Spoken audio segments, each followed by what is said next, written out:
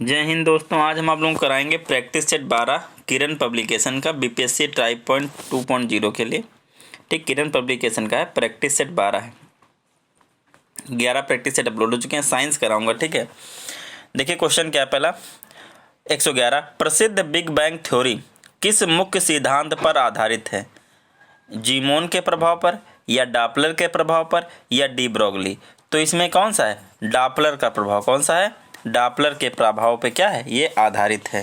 तो पहले का 111 का क्वेश्चन कौन सा राइट आंसर हो गया? दूसरा। आगे बढ़ते हैं, क्वेश्चन नंबर 112 लिखा गया है किसी पिंड का द्रव्यमान रैखिक संवेग और गतिज ऊर्जा MPE में रिलेशन क्या होता है? तो अगर आपको डायरेक्ट रिलेशन पता है तो आपको पता होगा p² इक्वल टू क्या होता है? 2me होता है। तो p इक्वल टू क्या हो जाएगा? √2me।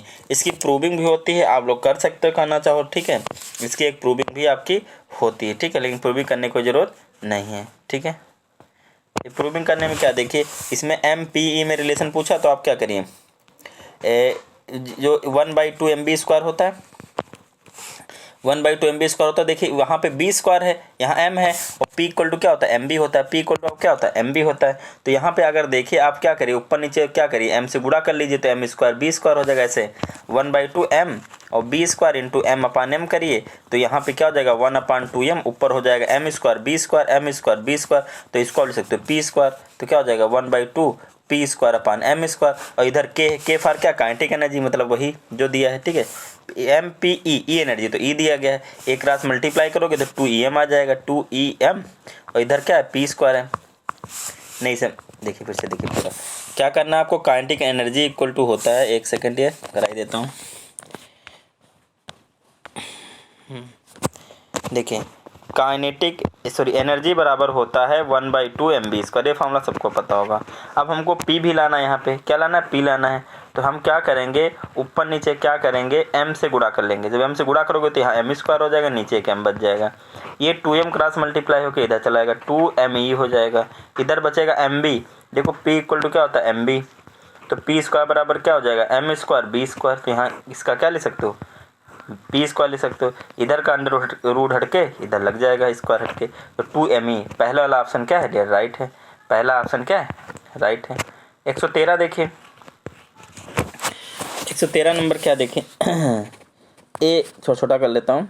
देखिए, एक पत्थर को एक मीनार के शीर्ष से आराम से नीचे और स्वतंत्र रूप से गिरने दिया था। मतलब कोई फोर्स नहीं निकाल दिया था, अकॉर्डिंग टू जी ही गिरने, स्वतंत्र रूप मतलब जी के अकॉर्डिंग गिरने दिया था। तो जब भी किसी चीज को ऊपर से नीचे फेंकोगे तो उसका यू हमेशा क्या रहता है? 0। यू हमेशा क्या रहेगा डियर? 0। इनिशियल वेलोसिटी हमेशा क्या रहती है? 0 रहती है। नीचे की ओर स्वतंत्र रूप से गिरने दिया जाता है। पत्थर द्वारा मीनार के तल पर पहुंचने में लिया गया समय कितना है? 4 सेकंड का है। टावर की ऊंचाई ज्ञात करनी है। आपका फॉर्मूला है था H equal to UT plus half GT²। ठीक है, और गुरुत्वीय बल के कारण गुरुत्वीय त्वरण कितना है? 32। यहाँ पे गुरुत्वीय त्वरण कितना दे दिएगा? 32 फीट पर सेकंड स्क्वायर। मतलब दूरी किस में निकालनी? फिट में, इसीलिए फिट में दिया गया, वरना 10 रखते। ठीक है, तो H निकालना है, U 0, तो वाला पूरा टर्म क्या हो जाएगा? 0 प्लस 1/2 यहाँ रख दो। जी के स्थान क्या रखना? 32 रखना। आपको 32 दिया गया, तो 32 इंटू टी की वैल्यू 4 चौक 16, काट दो 2 से, 2 8 16, 8 दूनी 16, 8 3 24 और 1 25, 256 कितना आ जाएगा? 256 फीट। अब हमने जी को 10 क्यों नहीं रखा? क्योंकि फिट में दिया, हमको दिया गया, जो दिया गया वही रखेंगे। ठीक है, नेक्स्ट देखिए, अगला क्वेश्चन जो आपका है 114 नंबर, ये कह रहा है आप ये बताइए निम्नलिखित में से कौन एक विद्युत चुम्बकीय तरंग है? इनमें से कौन एक विद्युत चुम्बकीय तरंग है? ठीक है, तो विद्युत चुम्बकीय तुम्हारी कौन है? गामा किरण है। कौन सी किरण है? गामा किरण एक विद्युत चुम्बकीय किरण है। आगे बोला है उत्तल लेंस। क्या बोला गया है? उत्तल लेंस के मामले में वस्तु और उसके वास्तविक प्रतिबिंब के बीच न्यूनतम दूरी क्या है? उत्तल लेंस के मामले में जो होता है तो इसमें हमेशा प्रतिबिंब क्या बनता है? बड़ा बनता है। तो उत्तल लेंस के मामले में क्या बोला है कि बीच न्यूनतम दूरी क्या है? मतलब जो लेंस, जो वस्तु और उसके वास्तविक प्रतिबिंब, वस्तु हो और उसके वास्तविक प्रतिबिंब के बीच जो रिलेशन होता है वो ध्यान, मतलब मिनिमम बोला, न्यूनतम। तो न्यूनतम कितना डिफरेंस रह सकता है? तो फोकस दूरी का 4 गुना। जितना उसका फोकस दूरी होता है उसके 4 गुना से न्यूनतम होता है, मैक्सिमम ज़्यादा भी हो सकता है। ठीक है, 115 आगे बढ़ते हैं डियर, अगला क्वेश्चन क्या कह रहा है 116 नंबर। 116 नंबर कह रहा है वर्नियर कैलिपर्स के मुख्य पैमाने के 1 सेंटीमीटर को 10 भागों में बांटा गया। 1 सेंटीमीटर कितना बांटा गया? 10 भागों में बांटा गया, ठीक है। कैलिपर्स को न्यूनतम संख्या 0.05 सीसी है, तो वर्नियर स्केल में डिवीजनों की संख्या क्या होगी? वर्नियर स्केल में डिवीजनों की संख्या क्या होगी? तो प्रत्येक विभाजन को 10 भागों में, तो उसके एक विभाजन में 10 सेंटीमीटर 10 होता है। 10 को 10 भागों सॉरी अरे उल्टा लिख दे, 1 को बांटना है 10 भागों में, तो 1/10 कितना हो जाएगा? 0.1। कितना हो जाएगा? 0.1। 1 को 10 भागों में बांटोगे तो एक भाग की दूरी क्या हो जाएगी? 0। और हमारे पास वर्नियर स्केल कितनी, मतलब कितने कितने बांटना है? 0.5। तो कितने पार्ट होंगे? तो भाई नंबर निकालना है। इसको क्या कितने भागों में बांटना है? 0.1/0, एक भाग कितना हो? 0.05। इसको डिवाइड करोगे, ये 1 0 तो वहाँ 2 0 और लग जाएंगे, कितना? 100/5 कितना आ जाएगा? 20। सीधा 20 आंसर आ जाएगा आपका, ठीक है। आगे चेक करिए, आगे बढ़ते हैं आगे आपका है 117 नंबर। एक कह रहा 200 मीटर की ऊंचाई से, 200 मीटर की हाइट है, 100 मीटर तक गिरने के बाद वस्तु में होगी। अब अगर 200 मीटर से कोई चीज़ गिरा रहे हो तो 100 मीटर गिरेगी, समझिएगा। भाई हमने पता है कि किसी भी ऑब्जेक्ट के अंदर मैकेनिकल एनर्जी होती है। मैकेनिकल एनर्जी जो होती है आपकी, वो काइनेटिक एनर्जी और प्लस पोटेंशियल एनर्जी के सम के बराबर होती है, ठीक है। तो अगर कोई वस्तु है वो थोड़ी ऊपर से नीचे तक आ चुकी है, ठीक है, और तो वो क्या कह रहा है कि 200 मीटर से गिराई जा रही है। 200 मीटर से क्या कर रही है? गिराई जा रही है। तो उसमें क्या होगी? उस समय अगर वो 200 मीटर तक आ गई तो उसके अंदर आधी स्थितिज ऊर्जा होगी और आधी क्या होगी? गतिज ऊर्जा होगी। तो पहले ऑप्शन क्या है? राइट। मैकेनिकल एनर्जी हमेशा बराबर रहती है, वो दोनों का सम होता है। भाई स्थितिज घटेगी तो गतिज बढ़ेगी, गतिज घटेगी तो स्थितिज बढ़ेगी। तो इसका पहला वाला आंसर है। अगला देखिए 120 नंबर क्या है, सॉरी 118 नंबर। 118 नंबर कह रहा है कि 12 वोल्ट के विभवांतर मतलब V12 है, दो बिंदुओं के बीच आवेश 4C है। तो इंतजार करने में किया गया, देखो V इक्वल टू आपका होता है W/Q। तो V की वैल्यू 12, Q की वैल्यू कितनी? 4। ये आके मल्टीप्लाई होगा, मल्टीप्लाई तो होगा तो W आ जाएगा। बर्चों 48, ऑप्शन थर्ड। आगे बढ़िए क्वेश्चन नंबर 119। 119 देखिए क्या है।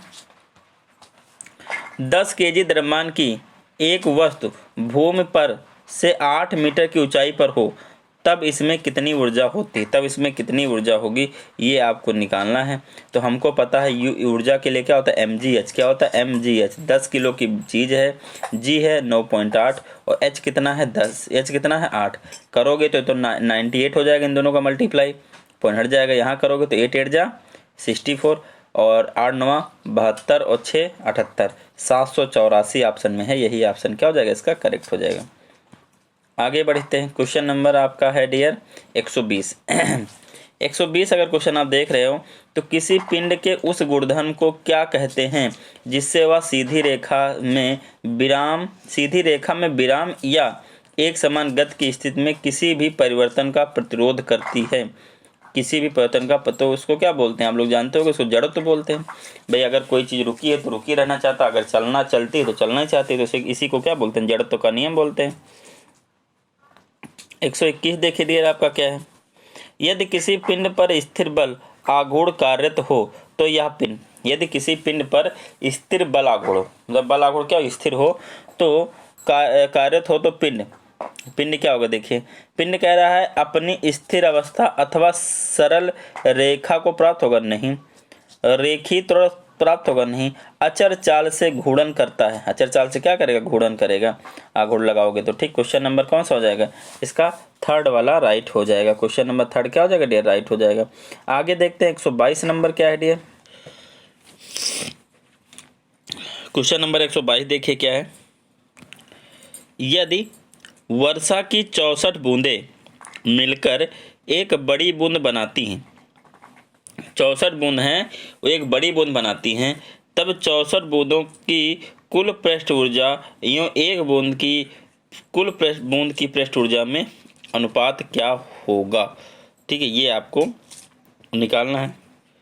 तो जो ऊर्जा होती है, ठीक है, आपको कुछ नहीं करना, बस देखिए क्या करना है आपको। इसे मतलब 64 बूंदे हैं, ठीक है। तो इसकी आपको एक रेडियस का स्मॉल आर मान लेना है। क्या मान लेना है? कि स्मॉल आर मान लेना है। और जो बड़ी बूंद निकलेगी उसकी आपको रेडियस क्या मानना है? कैपिटल आर मान लेना है, ठीक है। तो बस आपको क्या करना है, आप इसकी रेडियस निकालोगे। देखो क्या करोगे भाई, इन बूंदों का इसी से पानी बना है, तो जो 64 बूंदों का वॉल्यूम होगा, जो 64 बूंदों का वॉल्यूम होगा, आपके पास फॉर्मूला तो 64 इंटू वॉल्यूम क्या होता है 4/3 पाई आर क्यूब बराबर होगा 4/3 पाई आर क्यूब। मतलब बड़ी वाले के क्या होगा? बराबर होगा। ये वाला इससे क्या हो जाएगा? इतना कट जाएगा। यहाँ बचेगा आपका एन मतलब 64, आर क्यूब मतलब छोटे वाली की radius equal to R cube मतलब बड़े वाली की रेडियस। तो क्या हो जाएगा? R cube upon R cube equal to कितना आ जाएगा? 64/1। जब करोगे तो आर बाई आर कितना आ जाएगा? आर बाई आर आपका आ जाएगा कितना आ जाएगा? आर बाई आर आ जाएगा 4/1। कितना आ जाएगा? 4 नहीं सॉरी 1/64 आएगा। 1/64 आएगा तो कितना आ जाएगा? 1/4। कितना आ जाएगा? 1/4 आ जाएगा। तो बोला है क्या हमसे बोला गया इसमें बड़े आयतन बूंदों का क्या बूंदों की पृष्ठ ऊर्जा का रेशियो निकालना। बूंदों की पृष्ठ ऊर्जा का रेशियो क्या करना? आपको निकालना है। तो ये 1/4 आ गया, ध्यान रखिएगा थोड़ा। अब देखिए क्या करना है, ऊर्जा क्या होती है भाई 4πr² के बराबर होगी ऊर्जा क्षेत्रफल के हिसाब से। तो इसका ये हो जाएगा, नीचे 4πr² हो जाएगा। यहाँ से ऊपर 64 गुणा कर लो, ये वाला पूरा इससे क्या हो जाएगा? कट जाएगा। यहाँ रखोगे 64 और यहाँ आ जाएगा 1/16। कितना आ जाएगा? 1/16। 1 का स्क्वायर है, 4 का स्क्वायर 16, 16 चौको 64। कितना आ जाएगा? 4:1। कितना आ जाएगा डियर? 4:1 आ जाएगा ऑप्शन नंबर ये, ठीक है। उसके हम यूनिट क्षेत्रफल पे मान लेते हैं कि एक एनर्जी है, तो पूरे पे कितनी हो जाएगी? तो एरिया निकाल लेंगे, ठीक। उसका आगे बढ़ते हैं डियर। क्वेश्चन नंबर अगला बोला है, आसान सा क्वेश्चन है कि निम्नलिखित में कौन सा सुमेलित नहीं है, ठीक है। तो दरवाजा और गुलेल प्रथम श्रेणी के उत्तोलक हैं। तो दरवाजा और ये जो होते हैं इनमें देखिए कब्जा कहाँ लगा? एकदम किनारे लगा होता है। कहाँ लगा होता है? कब्जा एकदम किनारे लगा होता है। जो कैंची देखा है ना, कैंची, ये कैंची ऐसी, तो यहाँ पे बीच में लगा होता है। तो जिसमें बीच में लगा होता है जहाँ से चीज़ें घूमती उत्तोलक, तो वैसे उत्तोलक क्या होते हैं? प्रथम श्रेणी के होते हैं। और जिसमें किनारे लगा होता है, दरवाजा हो गया ऐसे, ये कौन से होते हैं? ये सेकेंड क्वालिटी के होते हैं। देखिए जो जैसे कैंची होगा, कैंची में ये घूमने वाला कहाँ लगा? बीच में, तो मतलब ये वाला होता है प्रथम उत्तोलक। दरवाजे में घूमने वाला कहाँ लगा होता है? किनारे लगा होता है, तो ये होता है सेकंड श्रेणी। और जिसमें आगे लगा हो घूमने वाला, जैसे देखो कूड़ा गाड़ी में कहाँ लगा होता है? आगे लगा होता है, तो क्या होता है? थर्ड उत्तोलक होते हैं। तो इसमें क्या होगा? ये प्रथम नहीं द्वितीय होगा, इसलिए क्या है? ये गलत है, तो यही सही है, ठीक है। गलत वाला बोला हमसे, कौन सा सुमेलित नहीं है। आगे देखिए 124 नंबर क्या कह रहा है, लोहे के पाइपों को संरक्षण से बचाने के लिए ऊपर जस्ते की परत चढ़ाई जाती है। इस प्रक्रिया को कहते हैं, जस्ते की क्या? गैल्वेनीकरण बोलते हैं, ठीक है। जस्ते की परत चढ़ाना लोहे पे, ठीक है, विद्युत लेपन करना होता है। आगे देखिए क्वेश्चन नंबर अगला, क्वेश्चन नंबर 125 क्या बोला गया है, साधारणतया चिकित्सक आंतों की सीधी एक्स किरण चित्र नहीं लेते हैं, क्यों? मतलब आंत में एक्सरे क्यों नहीं करते हैं? सीधे क्यों नहीं करते हैं? ये इसका रीजन आपको क्या करना है? बताना है। तो पहला देखिए, पहला ऑप्शन इसका क्वेश्चन क्या है? पहला कह रहा है एक्स किरणें पड़ने पे आंत फट जाती हैं, क्यों नहीं लेते हैं? ठीक, एक्स किरणें आंतों से पार नहीं जा सकेंगे, ये भी गलत। एक्स किरणें आंतों से पार तो हो जाएंगी परंतु उनकी कोई उपयोगी परछाई नहीं लेंगे, ठीक है। इसीलिए क्या ये ऑप्शन सही है। 126 देखें, 126 का निम्नलिखित में से कौन सा ऊर्जा स्रोत है जो पारंपरिक जीवाश्म ईंधन का एक विकल्प है? तो कौन है? नाभिकीय पदार्थ। कौन है डियर? एक नाभिकीय पदार्थ है। 127 नंबर देखिएगा, आगे क्या बोल रहा है, किसी द्रव को उसके क्वथनांक से पूर्व उसके वाष्प में बदलने की प्रक्रिया क्या होती? वाष्पीकरण होती। क्या होती? वाष्पीकरण होती। पहले का पहले 127 का पहला ही सही है। 128 देखे, वह गैस जो जलीय PbNO3 के घोल के साथ एक काला अवक्षेप देती है और ZnCl2 के घोल के साथ एक सफ़ेद अवक्षेप देती है, तो वह गैस आपकी होती है H2S। कौन सा होता है? H2S। PbS बनाता है जब इसको रिएक्ट कराओगे, ठीक है। H2S hydrogen sulphide. लिथियम, अगला क्वेश्चन है, लिथियम आमतौर पर उच्च ऊर्जा घनत्व बैटरी में एक इलेक्ट्रोड के रूप में प्रयोग किया जाता है क्योंकि लिथियम सभी धातुओं में से सबसे हल्का है। लिथियम का सबसे हल्का है? नहीं, लिथियम में काफ़ी अधिक ऋणात्मक अवकरण विभव पाया जाता है, पोटेंशियल पाया जाता है, इसीलिए इसका क्या होता है, यूज होता है। 130 देखिए डियर, 130 क्या है आपका, धातु ऑक्साइड। धातु ऑक्साइड और अम्ल के बीच सामान्य अभिक्रिया के संबंध में देखिए, धातु ऑक्साइड, धातु के ऑक्साइड और अम्ल के बीच जब अभिक्रिया होगी तो क्या बनेगा, साल्ट बनेगा और क्या बनेगा, पानी बनेगा, नमक और पानी बनता है। देखिए ऑप्शन कौन सा सही है, तो धातु ऑक्साइड, यहाँ देखिए ऑप्शन कौन सा आप सही होगा, देखिएगा, धातु ऑक्साइड प्लस अम्ल इक्वल टू लवण प्लस अवक्षेप, धातु ऑक्साइड अम्ल प्लस इक्वल टू लवण प्लस पानी, यही वाला सही, लवण और क्या बनेगा, पानी, साल्ट प्लस पानी, ऑप्शन सेकंड क्या है, सही है। 131 देखिए क्या, निम्नलिखित में से किस तत्व के, क्या बोला गया, निम्नलिखित में से किस तत्व के आयन का आकार सबसे बड़ा होता है, तो आयन के आकार का सबसे बड़ा होता है P4 बनाता है, तो क्या P का सबसे क्या होगा, बड़ा होगा, ठीक है। आगे देखिए अगला क्वेश्चन क्या है, अगला क्वेश्चन कह रहा है उस यौगिक को चिन्हित करें जिसमें आयनिक सहसंयोजक और उपसंयोजक आबंध हैं, तो आपका SO3 ही है, कौन है ऐसा, SO3 है, 132 का दूसरा। एक सेकंड फिर से पढ़ लेते हैं क्वेश्चन थोड़ा सा, उस यौगिक को, अच्छा इसमें आयनिक भी हो NH4Cl NH3+Cl, हाँ, सहसंयोजक भी हो और उपसंयोजक, हाँ इसमें बनता है, कोऑर्डिनेट बांड इसमें बनता है, NH4Cl में कोऑर्डिनेट बांड बनता है आपका, ठीक है। तो ऑप्शन कौन सा, 132 का पहला सही, कोऑर्डिनेट बांड कहाँ बनता है, H4Cl में बनता है, ठीक है। आगे देखिए क्वेश्चन नंबर 133, परमाणुओं में नाभिक होता है, इसके चारों ओर वर्तालाकार मार्ग जिन्हें कक्षा कहते हैं में इलेक्ट्रॉन चक्कर लगाते हैं, यह किसका कथन था, यह रदरफोर्ड का कथन था, किसका कथन था, यह रदरफोर्ड का कथन था। नेक्स्ट देखिए, नेक्स्ट कह रहा है निम्नलिखित में से कौन सा अभिकेंद्रण द्वारा पृथक्करण की विधि का अनुप्रयोग नहीं है, कपड़े धोने की मशीन, देखो कपड़ों को गोल गोल घुमाती है, तो ये तो है इसलिए गलत है। दूध से मक्खन निकालना, दूध से अगर मक्खन निकालते हो देखो उसको मथाई की जाती है, गोल गोल घुमाया जाता है, तो ये भी सही है। पेट्रोल को पेट्रोलियम से पृथक करना, ये आपको अभिकेंद्रण द्वारा नहीं किया जाता है, ये हमसे नहीं वाला पूछा है, तो यही नहीं किया था, इसलिए ये क्या है, सही है। 135 देखिए, 135 लिखा है रेफ्रिजरेटर, क्या बोला, एक सेकंड, रेफ्रिजरेटर से ए मुक्त होती है, तो रेफ्रिजरेटर क्या, CFC मुक्त होती है, ठीक है।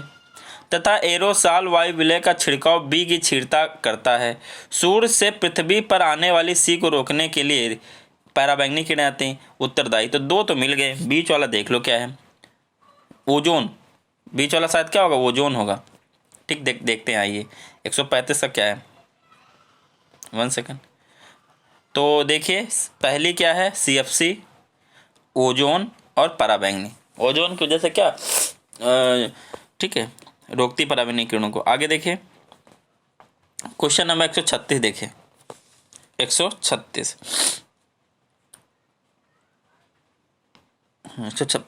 देखिए क्या है, निम्नलिखित में अर्धसूत्रण के लिए कौन सा कथन सत्य नहीं है, अर्धसूत्र 2 चरणों में होता है, बिल्कुल सही है, अर्धसूत्र 2 चरणों में होता है, ठीक है। अर्धसूत्र का परिणाम स्वरूप परिणामी कोषों में गुणसूत्रों की संख्या दोगुनी हो जाती है, तो गुणसूत्रों की संख्या क्या होती है, दोगुनी हो जाती है, ऐसा नहीं होता, ठीक है, मिश्रित हो जाती है, दोगुनी नहीं होती, तो यही सही है, गलत है क्योंकि इसीलिए सही है। शरीर में आरक्तता निम्नलिखित की कमी से होती है, तो लोहा, आयरन की कमी से होता है। आगे देखिए रेशम कीट की रेशम ग्रंथियां किसका रूपांतरण है, तो किसका रूपांतरण है, वो लार ग्रंथियों का रूपांतरण है। नेक्स्ट बढ़ते हैं डियर, मनुष्य में कौन सा कपालीय तंत्रिका संवेदी का चालक, क्या बोला, मनुष्य में कौन सी कपालीय तंत्रिका संवेदी तथा चालक दोनों होती हैं, ये बताना कौन होगा, तो क्या त्रिधारा होता है, क्या होता है, मनुष्य में क्या होता है, त्रिधारा होता है, ठीक है।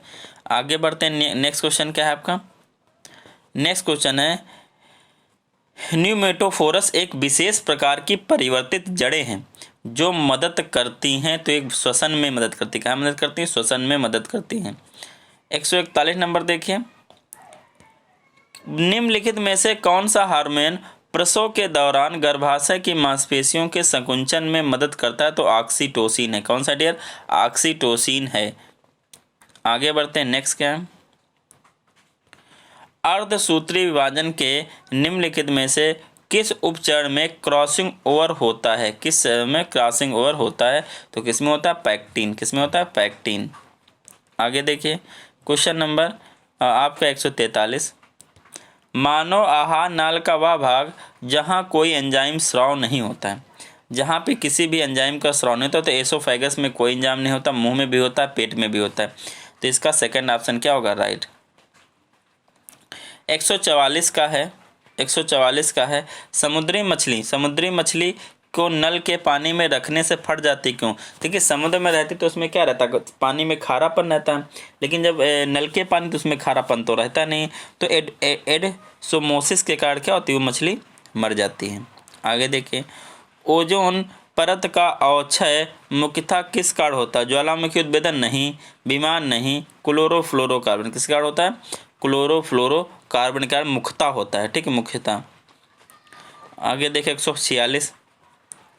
नीचे दी गई कौन सी प्रक्रिया सभी जीवधारियों का अनिवार्य अभिलक्षण नहीं माना जाता है?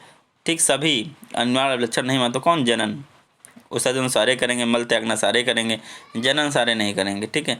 भोजन पकाते समय अत्यधिक आसानी से नष्ट होना। भोजन पकाते समय अत्यधिक आसानी से नष्ट होने वाला विटामिन कौन है? Vitamin C. जरा सा भी गर्म करोगे तो क्या होता है? वो नष्ट हो जाता है। विटामिन सी जरा सा भी गर्म करोगे तो क्या होता है? नष्ट हो जाता है। तो ऑप्शन थर्ड इसका क्या है? राइट है। 148 देखिए, 148 कह रहा है, निम्नलिखित में से खरपतवार को हटाने का सर्वोत्तम विधि क्या है? खरपतवार को हाथ से उखाड़ना, पुष्प और बीजों को हाथ से हटाना, फसल काटने के पश्चात प्रतिपादों को जलाना तो बिल्कुल गलत है। तो इसमें खरपतवार को हाथ से उखाड़ना सबसे अच्छी विधि है। 149 देखिए क्या है, ये सबको पता होगा। निम्नलिखित में से शर्करा के किन स्रोतों में ग्लूटेन नामक घटक होता है? ग्लूटेन गेहूं में पाया जाता है, जिसके कारण कुछ व्यक्तियों को एलर्जी हो जाती है। तो अलग जोड़, ग्लूटेन कहाँ? गेहूं में पाया जाता है। आगे देखिए 149 हो गया। 150 देखिए, ये कह रहा है 150 नंबर, आज का लास्ट क्वेश्चन है। एक्स एक पुष्प विहीन और बीज विहीन पौधा है जो जमीन पर उगता है। निम्नलिखित में से कौन सा एक्स हो सकता है? तो परिणाम क्या है? उसका नाम है परिणाम। देखिए ये 12 प्रैक्टिस सेट आपके आज हो गए हैं।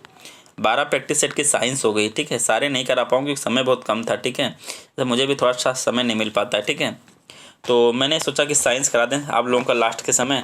तो आज मैंने एक वीडियो 11 वाला अपलोड किया है, अभी 12 वाला अपलोड हो जाएगा, और कल 13-14 हो जाएगा। कल कितनी तारीख है? आज 4 है, कल 5 है। कल आपको मैं 13-14 हो सकता है, मैं 13-14-15 कल तीनों अपलोड कर दूँगा, मुझे समय मिलता है, मैं कोशिश करता हूँ थोड़ा। ठीक है, तो 13-14-15 तीनों अपलोड कर दूँ, नहीं होगा तो कल 13-14 फिर परसों 15 वाला लेक्चर क्या हो जाएगा? अपलोड हो जाएगा। ठीक है, और हो सकेगा उसका जब साइंस अपलोड हो जाएगी तो जो कुछ और बता थोड़ा बहुत जो भी वीडियो ला सकता हूँ मैं ज़रूर लाऊँगा। ठीक है, ओके दोस्तों, जय हिंद दोस्तों।